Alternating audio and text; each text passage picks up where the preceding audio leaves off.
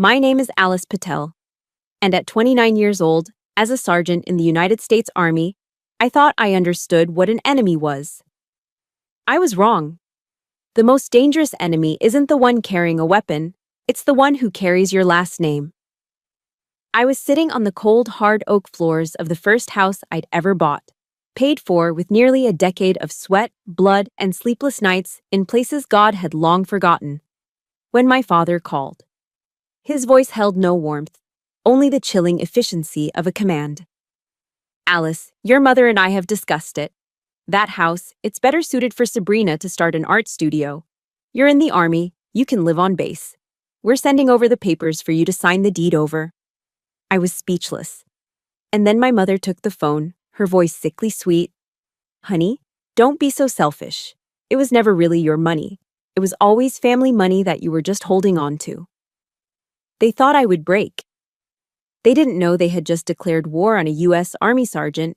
If you've ever had your sacrifices treated like a debt by the very people who were supposed to love you, let me know where you're watching from. Hit that like button and subscribe, because this story is for you. The peace I'd been chasing for 10 years finally found me in a quiet 2-bedroom house in Oak Haven, Texas. I was on leave, and the house was still mostly empty, filled only with meticulously labeled Army-issue packing boxes and the smell of fresh paint and new beginnings. Just an hour ago, I'd finished assembling a bookshelf with my own 2 hands, the scent of pine and wood stain still clinging to my fingers. It was a good smell, an honest smell. I put on some George Strait. You can't live in Texas and not have George Strait playing when something good happens, and poured myself a tall glass of Southern-style sweet tea, the ice cubes clinking like tiny bells. I slid down to the floor, my back against a bare wall, and just looked. I surveyed my small kingdom. This wasn't just drywall and a foundation. These walls were built from sand-dusted deployments, lonely holidays in barracks thousands of miles from home, and every last cent of combat pay I had painstakingly saved. Every dollar was a memory, a sacrifice. I took a picture with my phone, the late afternoon sun streaming through the windows, and sent it to my grandpa. "I'm really home now, Grandpa," I typed. A profound sense of pride and tranquility washed over me. It was a feeling I had craved for so long, a sweet, profound silence that only a soldier, finally off duty, can truly understand. It was the quiet after the storm. Or so I thought. The doorbell chimed, a sharp, clean sound that cut through the music. It was the mail carrier, holding a crisp, white certified mail envelope. My stomach tightened just a little. In my line of work, and in life really, certified mail rarely brings good news. The date on the postmark caught my eye. It was today's date, the exact anniversary of the day I enlisted. A bitter, ironic coincidence. I signed the little electronic pad he held out, my signature a bit shaky. When I saw the return address, a cold dread snaked its way up my spine. It was from a law firm representing Edward and Marlene Patel, my own parents. My hands trembled as I tore open the envelope. It wasn't a letter, it was a lawsuit. The typed words seemed to dance and blur before my eyes, each one a separate, brutal blow. Immediate transfer of property ownership. My breath hitched. Reimbursement for parental investment and upbringing totaling $300,000. The air in my lungs vanished, sucked out as if by a vacuum. Misappropriation of family assets. The house, once a sanctuary, suddenly felt suffocating, the walls closing in. I read it again and again, hoping, praying that I'd gotten it wrong. But there was no mistake. My name, their names, the address of this very house. All there, in unforgiving black and white. My mind flashed back a few weeks to the video call, the one where I'd excitedly shown them my new home. I had been so blinded by my own joy that I'd missed all the warning signs. My mother, Marlene, had plastered on a tight, thin smile, her questions sharp and intrusive, all about the price, the mortgage terms, the down payment. My father, Edward, had just grunted something about how Army pay must be pretty good these days. But it was my sister Sabrina who had fired the first real shot. "Well," she'd said, her voice dripping with sarcastic envy, Must be nice, spending the taxpayers' money on stuff like this. Marlene had immediately jumped to her defense. My poor Sabrina is struggling every single day to follow her passion, while her sister? I'd brushed it off. I'd told myself it was just petty jealousy, the kind of small, harmless friction that exists in any family. But now, listening to those words echo in the silent house, they weren't small pricks of a needle anymore. They were calculated stabs from a knife that had been sharpened long ago. The lawsuit wasn't just a demand. It was an indictment of my entire life. A formal legal document accusing me of being ungrateful, selfish, and of using my military career to abandon familial obligations. But the final, devastating blow was an attachment stapled to the back. It was a printout of an email from Sabrina to our Aunt Ramona, the one bankrolling this entire nightmare. I read her words, and the floor fell out from under me. "She owes us," Sabrina had written. "She has the whole government backing her up, while I have nothing. That house should have been mine." I sank to the floor, the papers scattering from my numb fingers. The betrayal was so absolute, so profound, it was almost surreal. They didn't just want my house, they wanted to strip mine my life, to invalidate every sacrifice, to take ownership of my honor. They wanted to make me feel like I owed them for the very air I breathed. The George Strait song was still playing softly from my phone, a classic tune about love and heartbreak in Texas. But in the crushing silence of my brand new, empty home, it sounded like a funeral dirge. The battle I had been training for my whole life, it turned out, wasn't going to be fought overseas. It was going to be fought right here. And as I sat there, surrounded by the evidence of their treachery, a cold, hard question began to form in the wreckage of my heart. Why? After all the enemies I had faced, why were the ones who hurt me the most the very people who gave me life? The initial shock of the lawsuit eventually receded, but it didn't leave peace in its wake. It left a profound, hollow numbness. I spent the next hour wandering aimlessly through the empty rooms of my house, my boots echoing on the oak floors. It felt like walking through a crime scene. My crime scene. My hand, acting on some instinct I didn't understand, drifted to one of the olive-drab footlockers stamped with my name and rank, the one marked personal. Inside, beneath years of military challenge coins and neatly folded flags, was a smaller, wooden box. My past. My fingers, usually so steady, fumbled with the simple latch. The first thing I pulled out was a faded photograph. In it, a 10-year-old version of me grins at the camera, my face smudged with dirt, my softball uniform stained with the glory of a slide into home plate. In my hand, I'm holding a cheap, gold plastic trophy almost as big as my torso. The championship trophy. I remember that day so clearly. The sun was hot on my neck, the taste of victory sweet in my mouth. I ran all the way home, bursting with the need to show my parents, to make them proud. But when I burst through the door, breathless and beaming, the scene in the living room stopped me cold. My parents were huddled around Sabrina on the couch.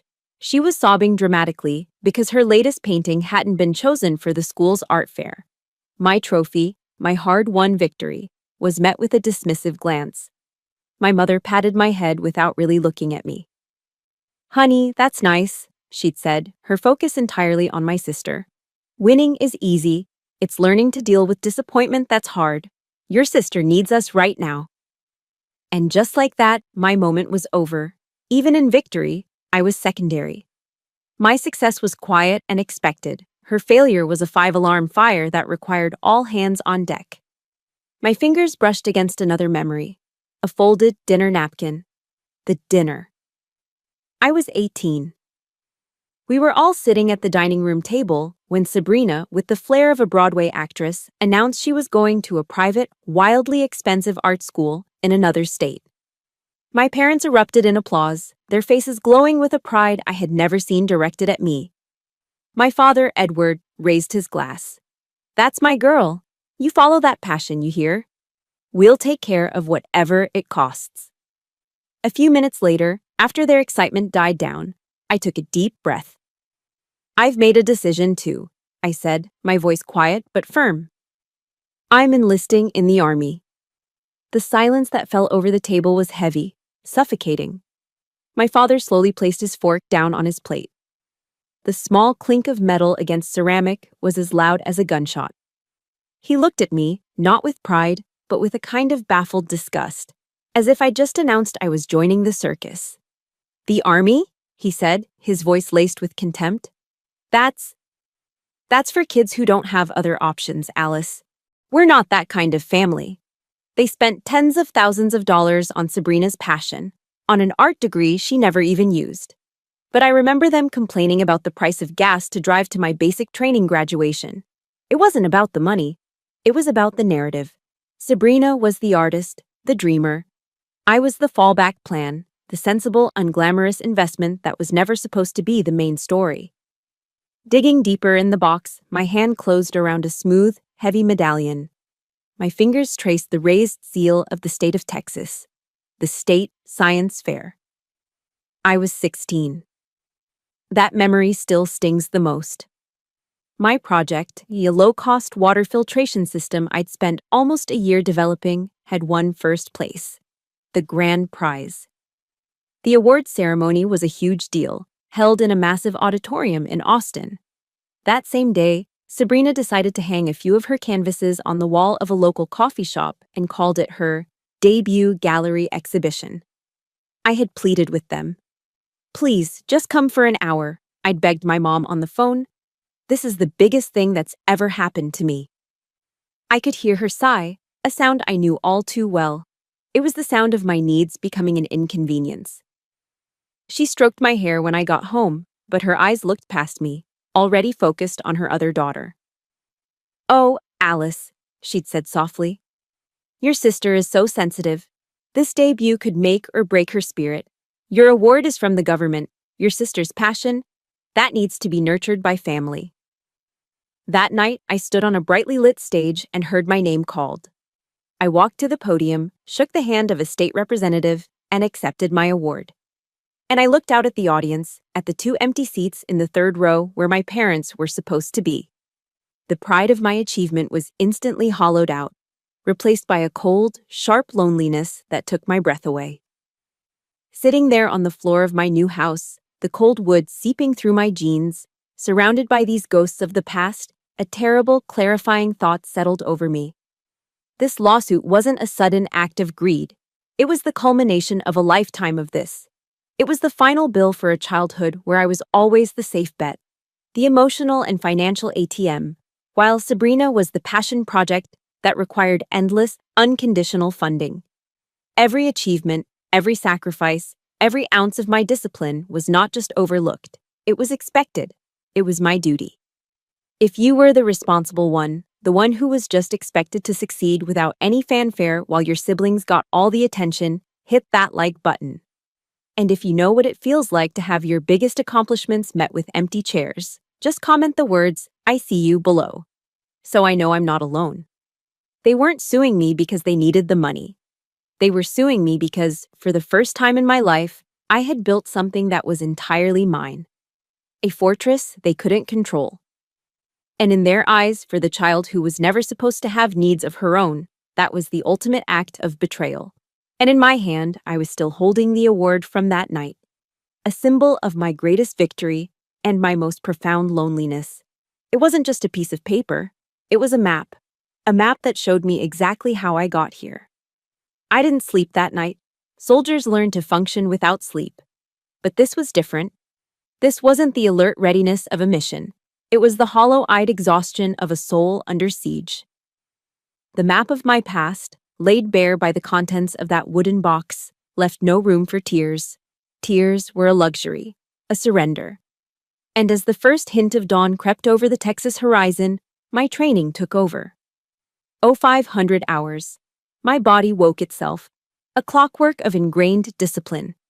But instead of putting on my uniform, I pulled on running shorts and a worn-out PT shirt. I started cleaning the empty house. I wasn't nesting, I was thinking. With every sweep of the broom, every wipe of a dusty windowsill, I was clearing the emotional chaos from my head, organizing my thoughts into a plan of action. I converted the empty dining room into my tactical operations center, a war room.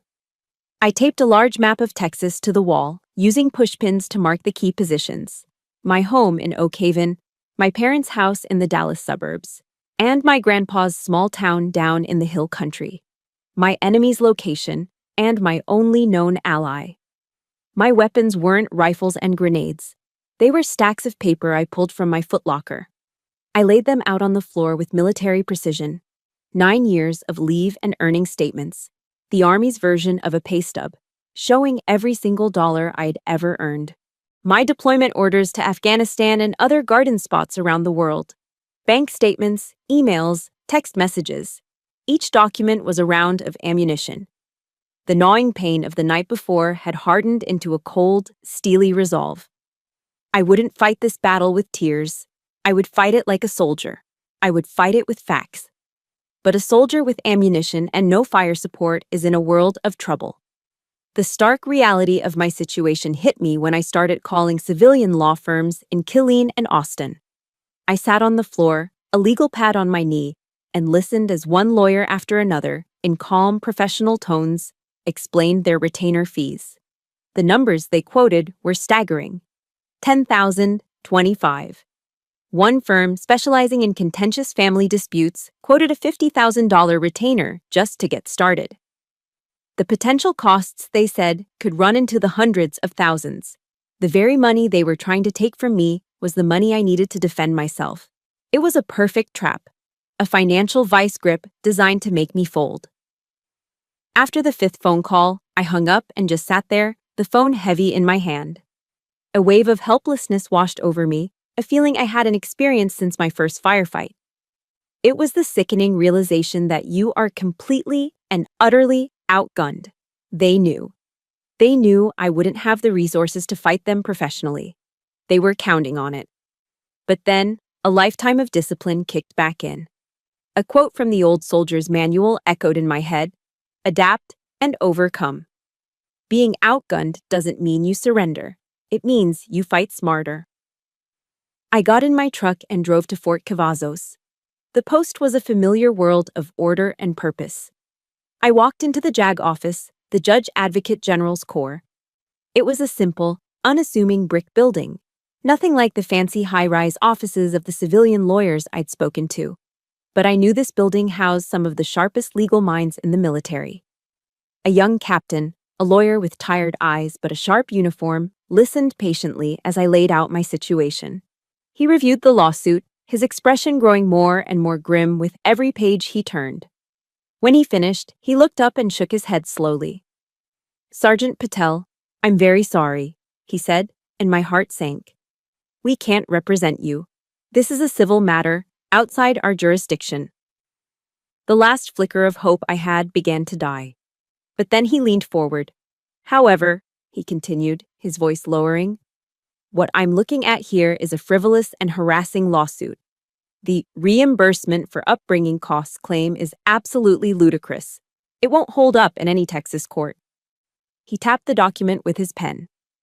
"My official advice is to seek civilian counsel. My unofficial advice, you can do this yourself. Pro se."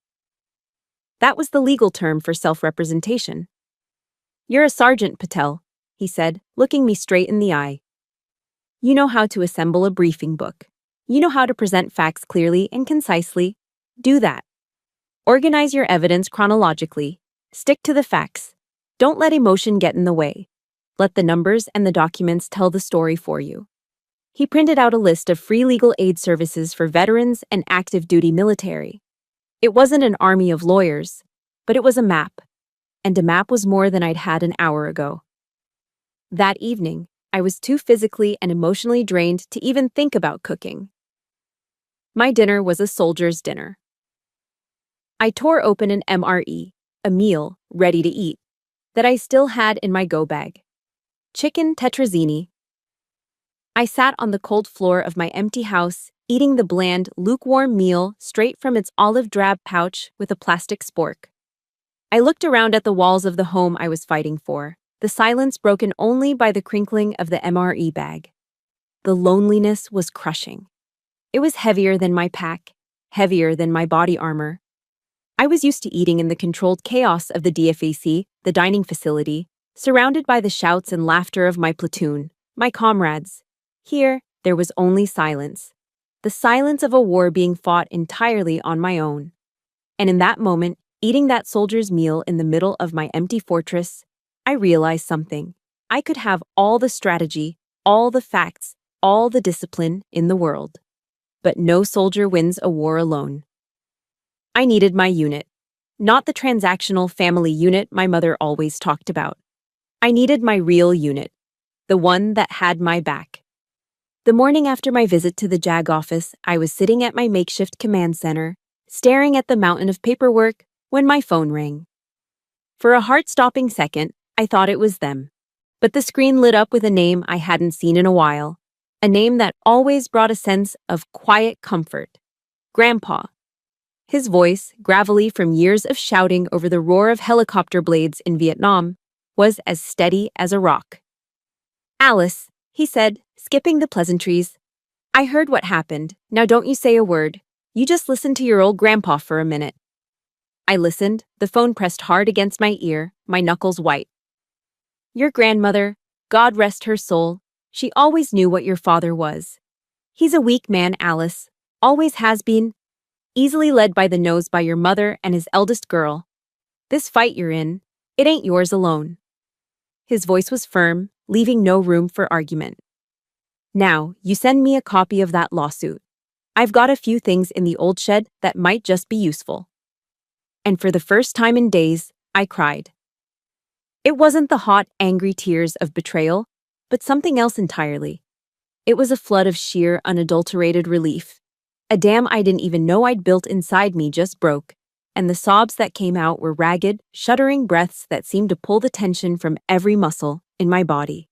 The physical weight on my chest, the one that had made it hard to breathe since I'd opened that envelope, finally lifted. I wasn't completely alone. There was one person in my family, my real family, who was still in my corner. A few days later, still wading through legal jargon, I was in the DFAC, pushing some sad-looking Salisbury steak around my plate. The dining facility was a familiar chaos of noise, the clatter of trays, the scrape of chairs, hundreds of conversations echoing off the cinder block walls.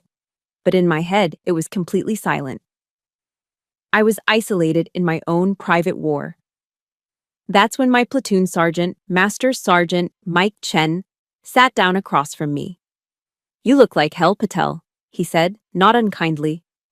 "What's going on?" I hesitated. My training, my entire career, was built on a simple principle. Handle your own problems. Don't be a burden. Your personal life stops at the gate. But looking at Mike's genuinely concerned face, the carefully constructed walls I'd put up just crumbled. The words just came out. I told him everything, my voice low and halting, trying to keep it factual, professional. I wasn't looking for sympathy, just maybe a piece of advice from a senior NCO I respected. Mike listened, his fork resting untouched on his tray. He didn't interrupt. He just stared at a fixed point on the wall behind me, his expression hardening with every word I said. When I was done, the silence stretched for a moment. He just nodded slowly, then met my eyes. "Okay, Sergeant, eat your lunch." I thought that was the end of it, a quiet acknowledgement. I felt a pang of disappointment, thinking maybe I'd misread him. But it wasn't the end. It wasn't even the beginning. That Saturday evening, as the Texas sun began to dip below the horizon, a convoy of pickup trucks, big Ford F-150s and Chevy Silverados, pulled up in front of my house. I was watching from the window, my heart initially jumping into my throat, before I saw Mike Chen hop out of the lead truck. He was followed by what looked like my entire platoon. They weren't empty-handed. They were hauling a massive smoker on a trailer, coolers filled with what I knew was Shiner Bock beer, huge, vacuum-sealed slabs of Texas brisket, and stacks of pizzas for, as they put it, the non-believers. Mike grinned, tipping his battered baseball cap as he walked up my driveway. "Sergeant Patel," he announced loud enough for the whole neighborhood to hear. "We heard your perimeter was vulnerable. Your unit has arrived to fortify your position." That afternoon, my quiet, lonely backyard was transformed into a bustling forward operating base and a full-blown Texas barbecue. While the incredible smell of slow-smoked mesquite and beef filled the air, my soldiers got to work. They moved with the quiet efficiency of a well-trained unit, a symphony of purposeful action. A team started installing a state-of-the-art security camera system, running wires with practiced ease. Another group was changing out all the exterior locks for heavy-duty deadbolts. A third was repairing the section of my fence that had been leaning, their hammers ringing out in a steady, reassuring rhythm. The oppressive silence of the house was replaced by the sounds of power drills, friendly trash talk, and roaring laughter.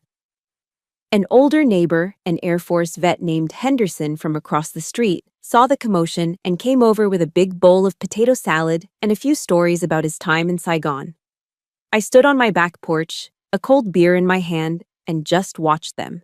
I watched these men and women, my comrades, my soldiers, turn my house from a cold, empty battlefield into a warm, protected fortress. My fortress. They didn't ask a lot of nosy questions. They didn't offer empty platitudes. They just showed up. They acted. That was the currency they dealt in. Action. As night fell, we all sat around in lawn chairs, the new security lights they'd installed casting a warm, safe glow over the yard. We ate brisket so tender it melted on slices of plain white bread, the smoke clinging to our clothes. And we shared stories. Nobody mentioned the lawsuit. Not once. Instead, I listened as one of the younger privates told a hilarious story about a misadventure with a camel on his last deployment. I heard two of my sergeants debating the Dallas Cowboys' chances this year. It was a silent, powerful show of support.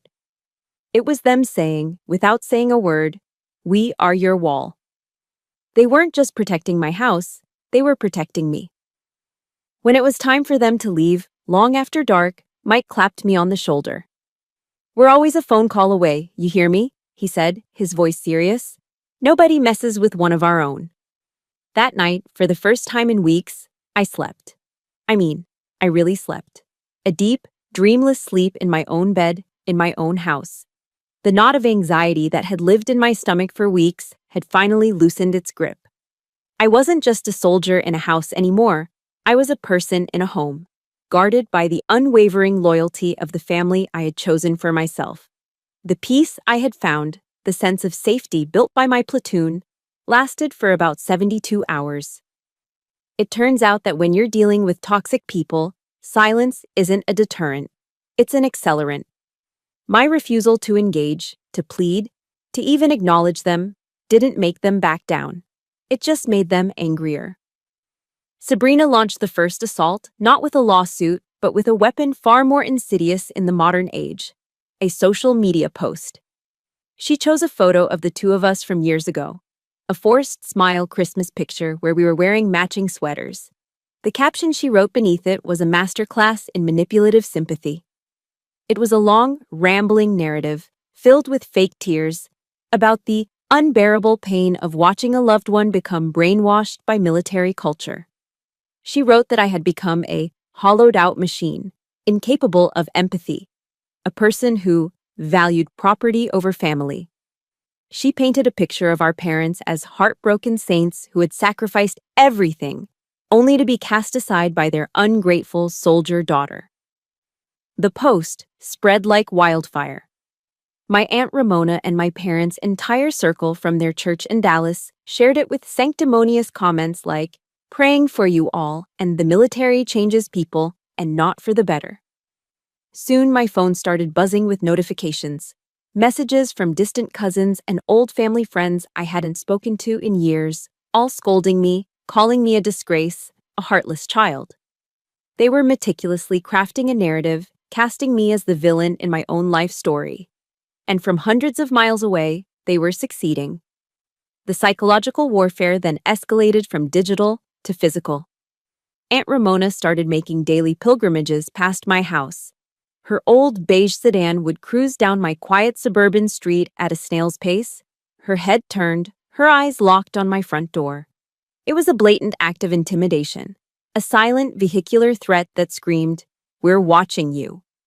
The cameras my unit had installed recorded every pass, time-stamping her sad little parade of passive aggression.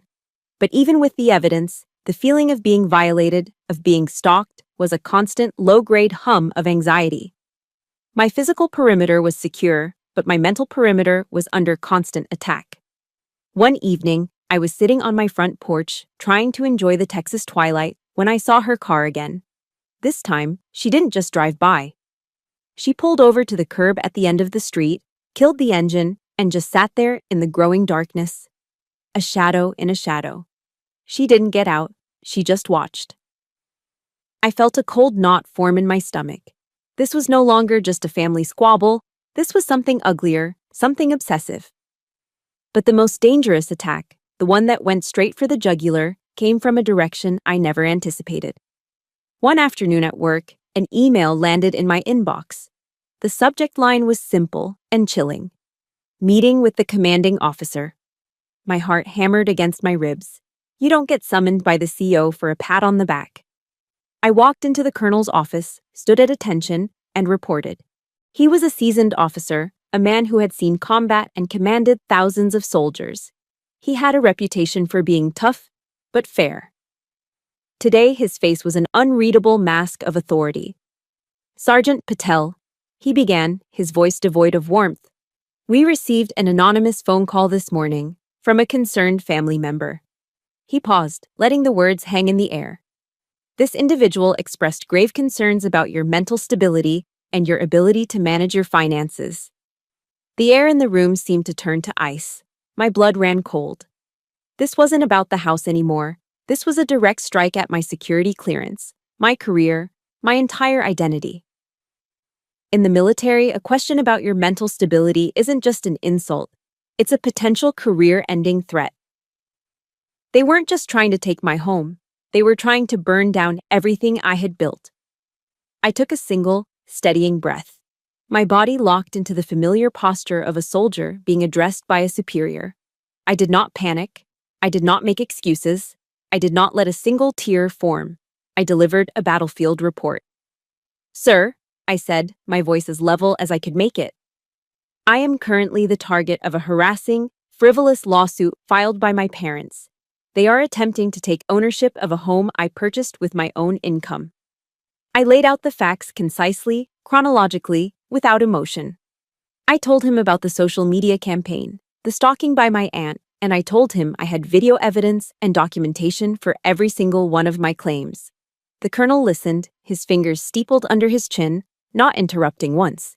He was a man trained to read people, to detect deception, to assess threats. When I finished, he was silent for a long moment, his eyes boring into mine. Then, he nodded slowly. I see, Sergeant, he said, the ice in his voice cracking. This is a blatant attempt to weaponize my chain of command against one of my own soldiers. It is, to be frank, despicable. He looked at me, and for the first time, I saw not just a commander, but a man who understood. This inquiry goes no further than this office, Sergeant Patel. Your career here is secure. Your record is unblemished. Now you go back to work, and you focus on winning your fight. If they try to pull a stunt like this again, you come directly to me. Understood? Yes, sir, I said, my voice thick with a mixture of emotions. I walked out of that office, and the moment the door clicked shut behind me, the relief that washed over me was so intense my knees felt weak. But it was immediately followed by something else. A cold, hard, clarifying rage. They had tried to destroy me. They had used the very institution I had dedicated my life to as a weapon against me. They hadn't just crossed a line. They had declared total war. And I was done being on the defensive. The rage that had solidified in the colonel's office was a cold, heavy thing in my gut. It stayed with me for the last few days of my leave, a constant companion. My time was running out, and before heading back to the disciplined world of Fort Cavazos, I needed to face the mundane reality of an empty refrigerator. That's how I found myself under the fluorescent lights of a crowded H-E-B supermarket, my mind still a whirlwind from the meeting that had almost cost me my career. I was just trying to get through my shopping list, to focus on the simple choices between brands of coffee and types of bread. I was in the checkout line, the familiar beeps of the scanners and the low chatter of other shoppers creating a normal, everyday soundtrack. I was almost there, almost safe. Then I heard it. A voice that was engineered for condescension, dripping with a familiar, cloying sweetness that always preceded an attack. Well, look what we have here. Must be nice, doing your grocery shopping with that big government paycheck, huh? My blood turned to ice. I didn't have to look. I knew that voice better than my own. Sabrina. She was a few lines over, standing with Aunt Ramona, her voice pitched just loud enough for everyone in the vicinity to hear. Her face was a perfect mask of smug provocation. My training kicked in immediately. A voice in my head, calm and detached, started issuing orders. Do not engage Patel. Maintain situational awareness. You are a staff sergeant in the United States Army. Be professional. I turned my head away, pretending I hadn't heard, and pushed my cart forward a few inches. Just ignore them. They feed on attention. Starve them out. But Sabrina was never one to be ignored. I felt a presence beside me, and suddenly, my cart jolted to a stop. She had stepped in front of it, her hand gripping the metal bar, blocking my path. Aunt Ramona stood just behind her, a scowl etched on her face, arms crossed like a cartoon villain's henchman. What's the matter, little sister? Sabrina sneered, her smile a predatory slash. Nothing to say to me. Mom and Dad are just heartbroken, you know. They sacrificed everything for you, and you repay them by trying to steal the house that should have been mine. The words were absurd, a complete inversion of reality, but they were working. A woman in line behind me shifted her weight, her eyes darting between us. The cashier paused, her hand hovering over a carton of milk. We were becoming a spectacle. I clenched my jaw so hard I felt a muscle jump. My voice came out low, dangerously calm. Sabrina, this is not the time or the place for this. Move out of my way. Aunt Ramona scoffed loudly. Oh, she's scared, she announced to the checkout line at large. She knows she's in the wrong. What kind of daughter sues her own parents? It's a disgrace to this family. The pressure was building inside my chest, a physical thing, hot and suffocating. But it was Sabrina's next words, hissed directly into my face, that finally detonated the years of compressed rage. Who do you think you are? She spat, her eyes narrowed with a jealousy so potent it was almost visible.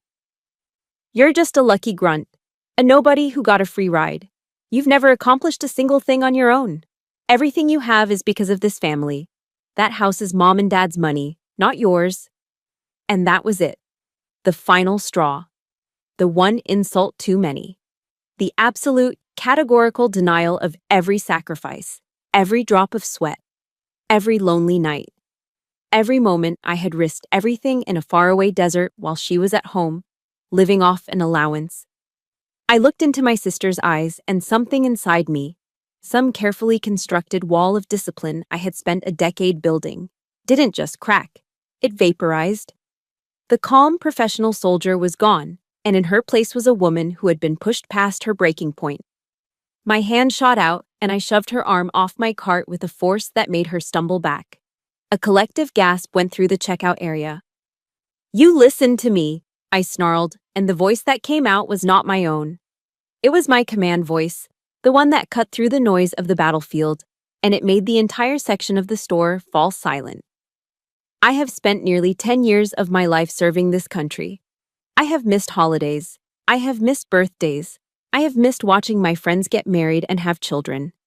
I nearly missed coming home at all from a roadside bomb in Afghanistan so that you, I jabbed a finger in her direction, could stay home, live off Mom and Dad, and play pretend with your art.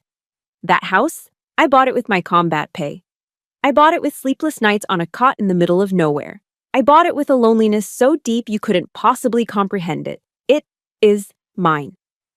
I turned, my eyes locking onto Aunt Ramona, who had shrunk back, her face pale. And the two of you. My voice dropped to a lethal hiss. You will stay away from me. You will stay away from my house. The game is over. I'll see you in court. Without another word, I turned my back on my shopping cart full of groceries. I left it all right there. I walked, my back ramrod straight, through the silent checkout line, past the stunned faces of the other customers. I didn't look back. I could feel their eyes on me, but for the first time, I didn't care what they thought. I cared what I thought. If you've ever had that one moment, that one final straw where you finally stood up and said, enough is enough, I want you to support this moment for me. Hit that like button, and if you know that feeling, comment with a single word. Finally. Let me know you were standing there with me. I pushed through the automatic doors of the HEB and into the blinding Texas sun, leaving the wreckage of my old life behind me. I wasn't a victim anymore. I was a soldier going to war. The fury from the supermarket didn't just fade away. It settled inside me, cooling and hardening into something new. It was no longer a wild, explosive force. It was fuel. I drove back to my house not in a state of emotional turmoil, but with the cold, clear-headed focus of a soldier who had just received new mission parameters. The objective had changed. This was no longer about defense. This was about a counteroffensive. I walked back into my dining room, my self-designated command center, with a renewed sense of purpose. This was Operations Center 2.0. Before, I had been organizing evidence to protect myself. Now, I was marshaling assets for an attack. I took down the simple map and replaced it with a large white erase board I'd bought that afternoon. With a black marker, I began to diagram the entire battlefield. I drew boxes for my parents, for Sabrina, for Aunt Ramona, connecting them with lines that represented financial flows and emotional manipulation. It was an intelligence analysis, the kind I'd been trained to do for enemy networks in a war zone. I listed their strengths, their arrogance, their willingness to lie, and then I listed their weaknesses, their lack of actual evidence, their emotional instability, and their greed. I was no longer a heartbroken daughter wading through painful memories. I was a strategist, identifying the enemy's center of gravity. And I knew I needed more firepower. My first call was to my cousin, Thomas. He was a few years older, a former Marine who now ran a successful construction business in San Antonio. We weren't close, but we shared a bond forged in the same dysfunctional extended family. He answered on the second ring. Thomas, I said, dispensing with pleasantries. It's Alice. I need your help. Uncle Edward and Aunt Marlene are at it again. This time, it's me they're coming after. There was no surprise in his voice, only a weary sigh of recognition. Let me guess, he said, his voice flat. Sabrina has a once-in-a-lifetime business opportunity, and you're the family investor who's supposed to fund it. I was stunned into silence for a second. How did you know? Because they tried the same thing with me when I got out of the Corps, he explained. They wanted $100,000 for some art collective she was starting. Used the same lines on me. Family duty. Supporting the arts. When I told them my savings were for my own business, they told the whole family I was a selfish bastard who forgot where he came from. They don't change, Alice. They just find a new target. They're suing me for my house, Thomas, claiming they paid for it. Unbelievable, he muttered. Listen, I'll do whatever you need. You want me to write it all down? A sworn affidavit detailing their little pitch to me? You got it. It's time someone put a stop to their game. His words were a bullet in my arsenal. His testimony wasn't just a story, it was proof of a pattern, a systematic history of financial predation disguised as family obligation. A few days later, a large, heavy box arrived from my grandfather. I sliced it open. There was no letter, no card, just stacks and stacks of manila folders organized with the meticulous precision of a Marine Corps quartermaster, and a single, handwritten note on top. It said, "The truth doesn't need a speech." I spent the entire afternoon on the floor, surrounded by the contents of that box. It was a treasure trove. It was Pandora's box, and my grandfather had just handed me the key. There were copies of my parents' bank statements going back 15 years, showing regular substantial money transfers to Sabrina's account, labeled everything from art supplies to living expenses. There were their tax returns, where they had claimed Sabrina as a dependent well into her late 20s, a blatant act of fraud. There were copies of rental agreements for apartments in Dallas that they had paid for in full. Every document was a nail in their coffin. But the final, most shocking piece of evidence was at the bottom of the box. It was a notarized loan agreement between my parents and Aunt Ramona for a significant amount of money. The repayment terms were vague, but the debt was clear. And suddenly, it all made sense. Aunt Ramona wasn't just a loyal sister backing up my parents. She was a debtor, and this lawsuit wasn't just about helping Sabrina get a house. It was her way of paying back her loan without spending a dime. With these new weapons in hand, I spent the last few days of my leave preparing for court. My dining room table looked like a war room before a major operation. I bought a thick 3-ring binder and filled it with plastic sleeves, organizing every single piece of paper into tabbed sections. Plaintiff's proof of income, Alice P. Financial support history, Sabrina P. Sworn affidavit, Thomas R. Debt agreement, Ramona E. I cross-referenced bank statements with tax documents. I printed out stills from the security footage of Aunt Ramona's drive-bys.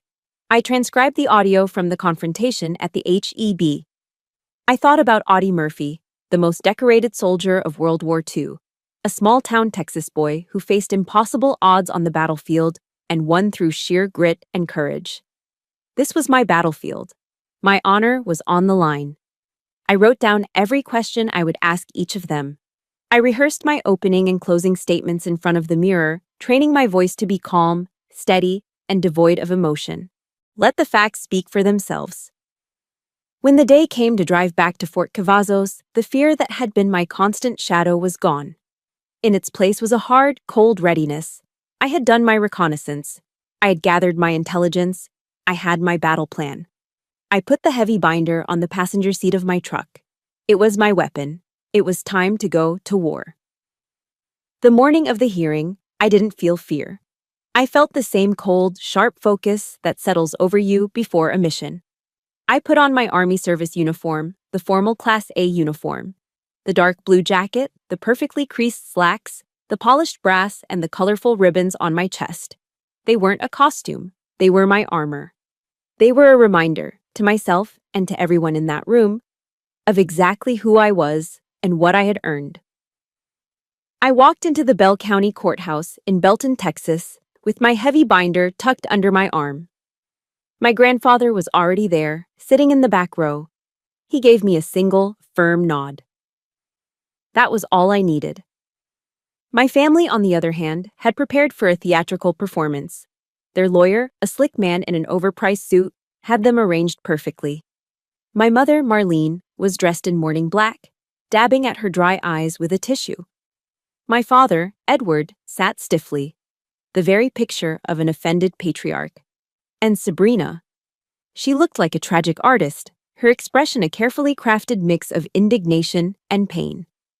Their lawyer began with a soliloquy, his voice dripping with false sympathy. He spoke of the broken heart of a loving mother, the sacred duty of a child, and painted a picture of me as a cold, unfeeling soldier, hardened by war and disconnected from her roots. Through it all, I sat at my table, alone. My back was straight. My hands were folded calmly over my binder. I looked at no one but the judge. Her name was Judge Eleanor Vance. She was an older woman with sharp eyes and a no-nonsense expression that told you she had seen it all. She listened to their lawyer's performance without a flicker of emotion. Then, it was my turn. Ms. Patel, the judge said, her voice neutral. You are representing yourself. You may present your case. I stood up, my movements economical and precise. I didn't raise my voice. I didn't perform. I simply stated facts. Your Honor, I began, my voice steady. The plaintiffs claim that this house was a family asset funded by them. I am here to present evidence to the contrary. I opened my binder.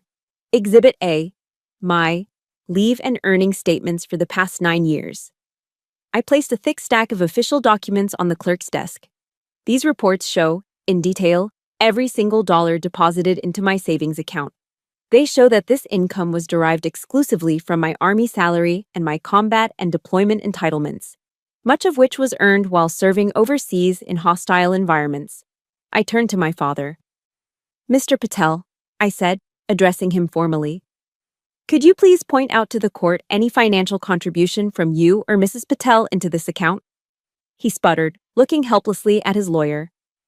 Well, we raised her. We provided for her. I cut him off, my voice still level. The question, sir, is about direct financial contributions to the purchase of this property. Is there any? No, he mumbled, shrinking in his chair. I turned to my mother. Mrs. Patel, you stated in your deposition that this house was a family asset. In the state of Texas, assets are defined by legal documents. Do you have any such document, a deed, a title, a contract, that lists your name in relation to this property? Marlene burst into performative tears. Family doesn't need paperwork, she cried. It's about love and trust. So the answer is no, I stated flatly, turning back to the judge. The most damning part of the trial was Sabrina. She took the stand with an air of artistic superiority. I walked toward her, my footsteps echoing in the silent room. Ms. Patel, I began, you've stated that you intended to use this property as an art studio. Could you please present to the court your business plan for this studio? She looked confused.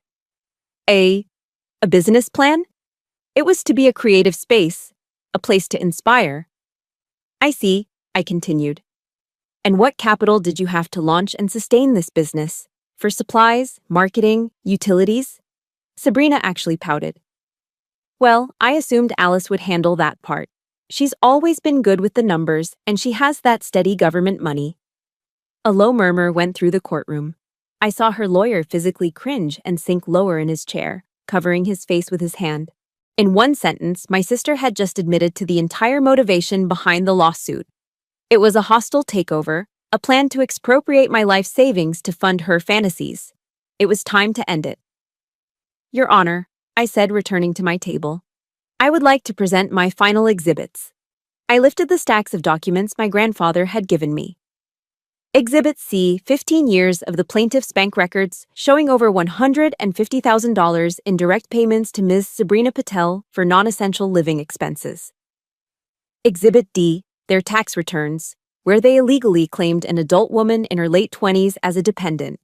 And finally, Exhibit E, a notarized loan agreement between the plaintiffs and their primary witness, Ms. Ramona Evans, showing a substantial outstanding debt. I let the weight of the papers thud onto the table. This lawsuit was never about a house. It was about enabling a pattern of financial dependency, and it was a scheme to repay a personal debt using my assets. I sat down.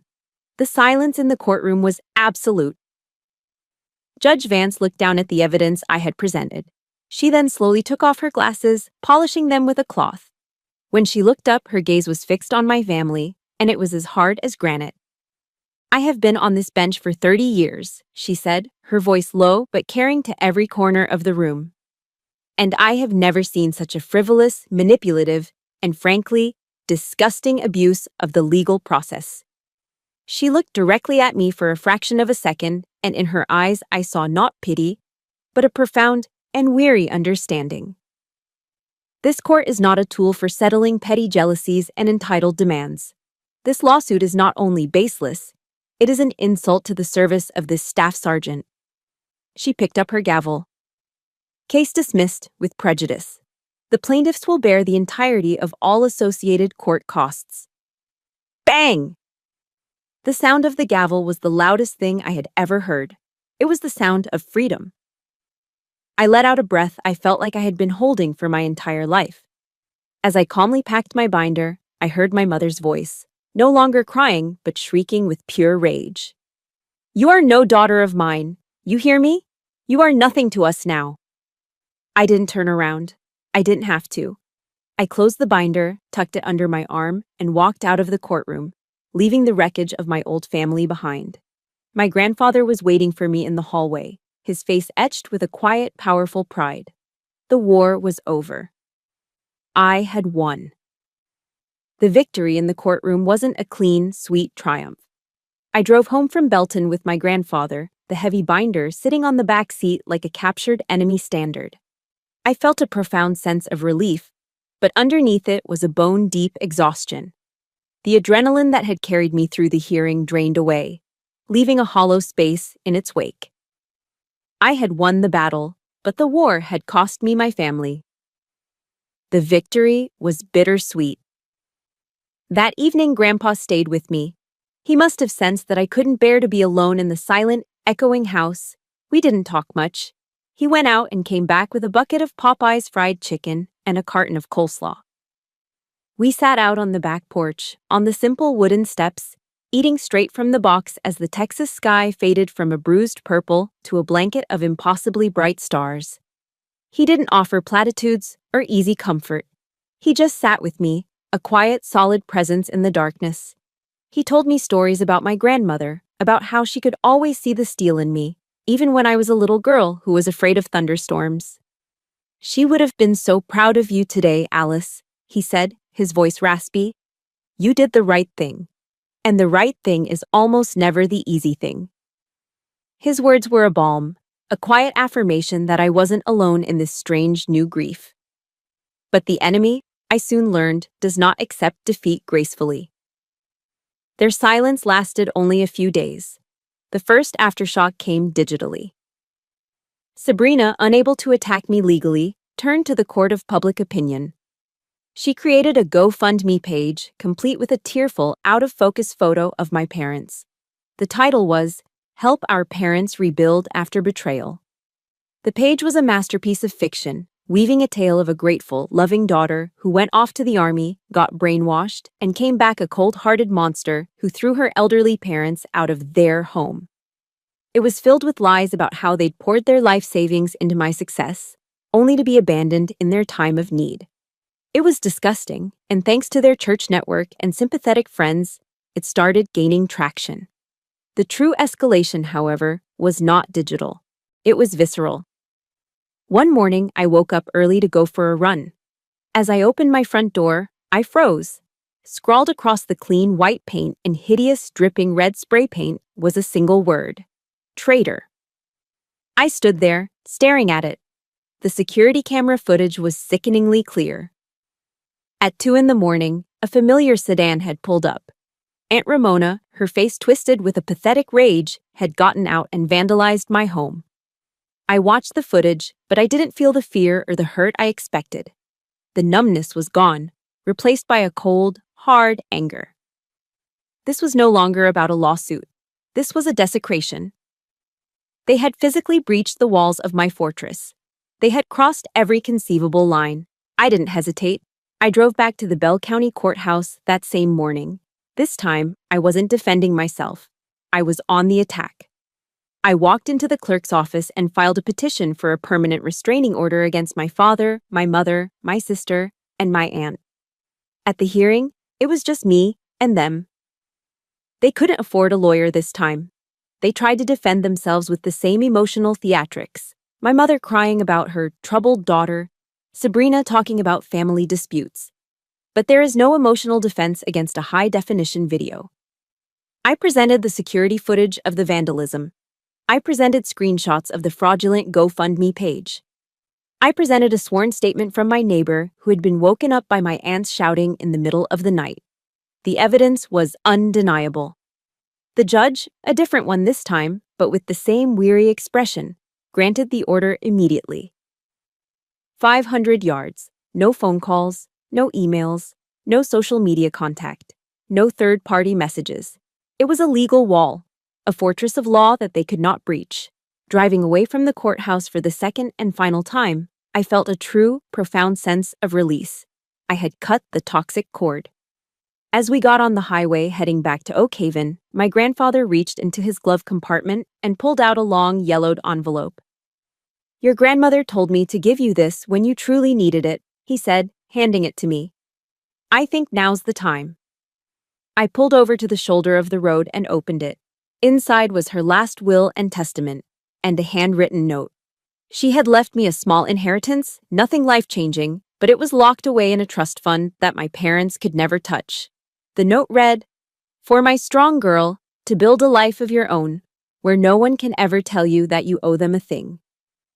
Tears streamed down my face as I read her familiar handwriting. It was a message from the past, a final act of protection. She had known. She had always known. And she had made sure I would never be alone. Sitting there, on the side of a Texas highway, I realized I hadn't just been fighting for a house. I had been fighting for the future my grandmother had always believed I deserved. And I had been honoring the legacy of the one woman who had seen me, truly seen me, all along. A year can feel like a lifetime. The person who bought this house is not the same one who lives in it now. A year ago, this place was a fortress, built to withstand a siege. Today, it's a sanctuary. The first thing you'd notice is the laughter. It fills the spaces where silence once echoed. My promotion to staff sergeant came through 6 months ago, and with it came a sense of solidified purpose. But the real change wasn't in the stripes on my uniform, it was in the life I was building within these walls. The garage, once a sterile space for storing military gear, is now a functioning woodshop. The scent of sawdust and pine has replaced the smell of canvas and grease. Most weekends, you can find me and my grandfather in there, covered in a fine layer of dust, working on our biggest project yet, a massive 10-foot-long dining table. We're building it from solid oak, designed to last for generations. It's big enough to seat 10 people comfortably. "We're gonna need it," Grandpa said one afternoon, running his hand over the smooth, sanded wood, a twinkle in his eye. "Your family keeps getting bigger." He was right. My family, my real family, had grown beyond anything I could have imagined. They were the men and women from my platoon, who now saw my house as a second home base. They were my cousin Thomas and his wife and kids, who drove down from Fort Worth once a month. They were my elderly Air Force veteran neighbor who brought over the best potato salad in Texas and stories that could make you cry with laughter. On Sundays in the fall, the backyard is a sea of Dallas Cowboys jerseys. The grill is always fired up, the air thick with the smell of sizzling burgers, and the coolers are stocked with Lone Star beer. We aren't bound by blood, but by something stronger: loyalty. The ugly red word that was once spray-painted on my front door is long gone, covered by a fresh coat of white paint. But I kept a picture of it. I have it saved in a folder on my phone, not as a reminder of the pain, but as a receipt. It's the price I paid for my freedom, and I look at it sometimes to remember how much that freedom is worth. With Grandpa's help, I used the inheritance my grandmother left me to start something in her name: the Eleanor Patel Memorial Scholarship. It's a small fund, administered through the local high school here in Oak Haven. Every year, it gives a grant to a student from a tough background who wants to build a future for themselves, either through military service or in a public service field like firefighting or nursing. I gave a short speech at the first award ceremony. I was more nervous standing at that podium than I ever was on patrol. I looked out at the young faces in the audience, and I told them the one thing I wish someone had told me. "Family," I said, my voice clear and steady, "are the people who invest in your potential, not the ones who demand a return on your success." My life at Fort Cavazos has changed too. I found I had a new mission, an unofficial one. I started mentoring the younger soldiers in my unit, the ones who were just kids, really, fresh out of basic training and overwhelmed by their first steady paycheck. I'd pull them aside and teach them how to read their LES, how to set up a savings plan, how to avoid the predatory lenders that circle every military base. I share parts of my story, not for sympathy, but as a warning. I teach them that financial independence isn't just about wealth. It's a form of self-defense. It's body armor for your life. I took the ugliest scar from my past and found a way to turn it into a shield for someone else. The story ends on a perfect Texas autumn evening. The air is crisp. The sun is setting in a blaze of orange and purple, and the sky is vast and clear. I'm sitting on my back porch, the same steps where my grandfather and I ate fried chicken in the dark. I'm nursing a cold beer, watching the people I love gathered in my yard. The big oak table is finally finished, and it's surrounded by my family. Mike Chen is at the grill, flipping burgers with the focus of a drill sergeant. My grandfather is telling a Wild War story to a young private who is hanging on his every word. My cousin's kids are chasing a lightning bug in the grass. The sound of their laughter is the best music I've ever heard. Looking at them, I realize the truth. I didn't lose a family. I escaped a prison, and then I found a real one. Family isn't just who you're born to. It's your squad. It's the people who have your six, no questions asked. It's the people who pull up a chair to the table that you built with your own 2 hands. In the quiet peace that I fought so hard to win, surrounded by the loyalty I had earned, I was finally truly home. My story found its peaceful ending here in Texas, but I know that for many of you, your own journey is still ongoing. What I've learned is that peace isn't something you're given, it's something you build, board by board, just like that big oak table.